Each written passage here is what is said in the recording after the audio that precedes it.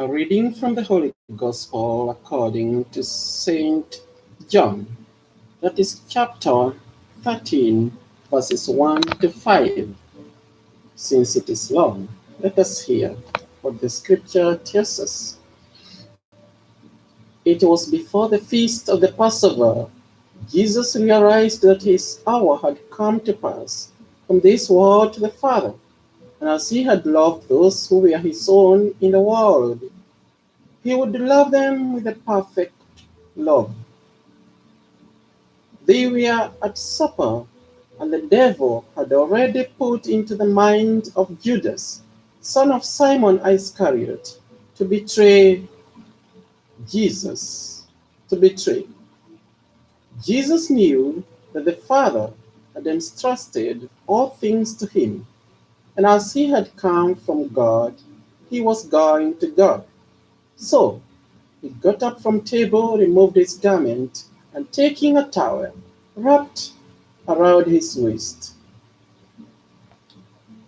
So what we hear today, it is a beautiful message. This message, I first of all take an opportunity to salute all the ministers or the priests from the Catholic Church all over the world as they renew their vows and dedication for what they have vowed to God, living a life of celibacy so that they can serve God more and more in and through the Holy Eucharist. So, what they do is that they follow what Christ Himself asked them to do. For He said, "Take this and eat, for this is my body, which shall be given for you and for all." And at the same time, He took cup. And before that, what we hear from the scripture is that He took a towel, even knowing that someone was going to betray Him. He decided to wash His disciples' feet. We know the feet are some of the dirtiest parts of the body of every man or woman. And Jesus chose this. What is Jesus teaching us in this service by washing of the feet? Jesus is teaching us that even those who are against us, we ought to treat them justly and kindly. Humbly, we must offer ourselves as a sacrifice for all. Our sacrifice is not limited to some.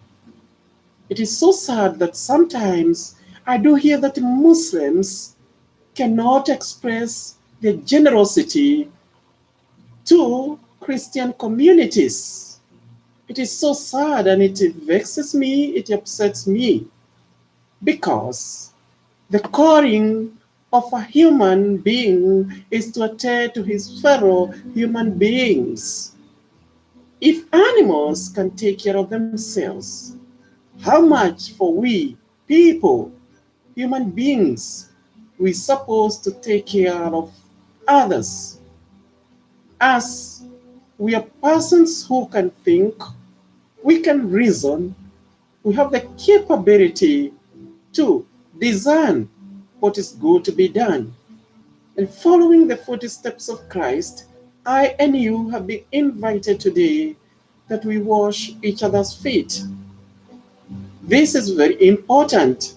It is even important in of COVID-19, where so many persons have lost their jobs.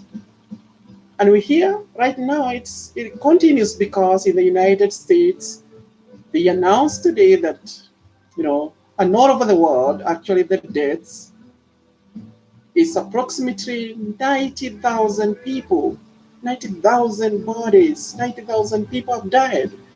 It is sad. And it moves us into fears and into sadness sometimes when we see the mistreatment of people. who are human beings. We see in China who just recovered from this COVID-19. Now, some of the landlords and landladies are chasing. I saw a while ago, watching a TV. I see some Kenyans crying for help, crying and mourning and groaning. I see some Nigerians. It is so sad. I see one of Ugandans, her kids, her children crying for her in the house, and she cannot go and buy food. I listened to another Kenyan who was giving a testimony, and she says that wherever you go to buy food, you're told you're black, so they cannot sell for you food. When did God determine the skin? This is so painful. Where are we going? Even after seeing what we have seen, the COVID-19 not choosing black, white, yellow, or green, we still have gone to this prejudice of colors. What is happening in our world today?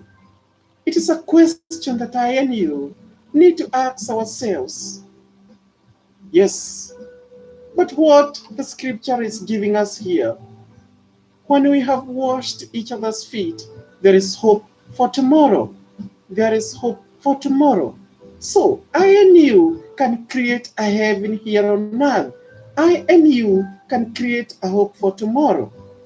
Let us observe this and ask God to give us courage so that we may be able to wash each other's feet, and sometimes expecting nothing, because it is by expecting or through expecting nothing that God blesses us. Not letting your right hand know what your left hand is doing, and not letting your left hand know what your right hand is doing, you gain more blessings. Be at peace. God is at peace with you.